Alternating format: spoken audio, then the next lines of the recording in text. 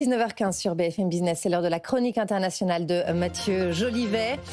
Mathieu, la tension monte en mer Baltique. Hier, 2 chasseurs allemands Eurofighter ont décollé pour identifier un avion russe de reconnaissance. Ils n'avaient ni plan de vol, ni contact radio. Ils survolaient la mer Baltique. Ils l'ont ensuite escorté. La Baltique est en fait devenue un terrain d'intimidation ultra sensible entre les Russes et l'Occident.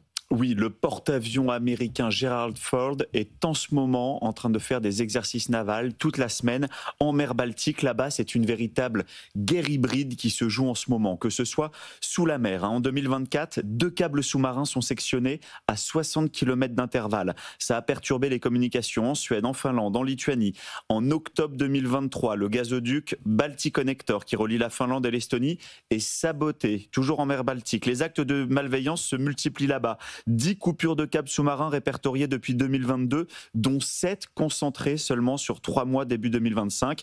L'OTAN vient de lancer une mission, la Baltic Sentry, qui est censée protéger et surveiller les infrastructures sous-marines en mer Baltique. Des dizaines de drones aériens et sous-marins quadrillent la zone depuis 6 mois. Et en Baltique, la tension, elle monte aussi dans le ciel. Oui, au-dessus de la Baltique, le ciel est saturé, il est régulièrement brouillé. Des avions de ligne se retrouvent parfois à naviguer à vue. La Suède a enregistré 733 incidents de perturbations satellites depuis janvier 2025 contre 55 en 2023, c'est 13 fois plus.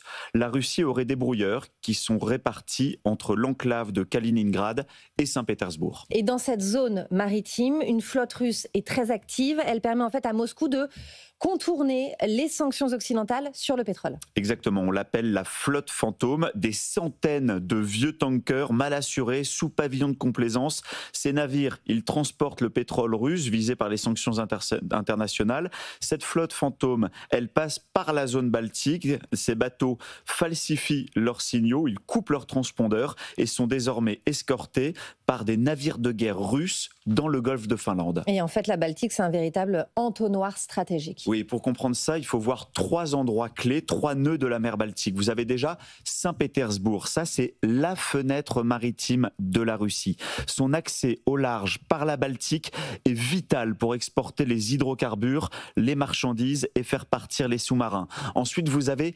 Kaliningrad. Ça, c'est une enclave russe qui est ultra militarisée. Kaliningrad est coincé entre la Lituanie et la Pologne. C'est la base avancée de Moscou à l'ouest. Sur place, il y aurait 30 000 militaires russes, des missiles et selon l'OTAN, il pourrait y avoir jusqu'à 100 têtes nucléaires stockées à Kaliningrad. Et puis enfin, vous avez Gotland. C'est une île forteresse qui appartient à la Suède. Elle est au cœur de la mer Baltique. Pour les stratèges militaires, celui qui tient Gotland contrôle le centre de la Baltique et ses routes maritimes. Et en Russie, il y a une doctrine qui est en train de monter autour d'une future guerre en mer Baltique. Oui, vous avez Moscou qui prépare clairement les esprits sur place. Cet été, la revue officielle russe International Affairs, qui a été repérée, traduite et analysée par la revue française Le Grand Continent, laisse entrevoir ce que prépare Moscou. En 1, vous avez Moscou qui présente la Baltique comme une zone grise où tout est permis. 2, Moscou qui revisite l'histoire pour raconter que l'OTAN et les pays nordiques sont en train d'encercler peu à peu la Russie.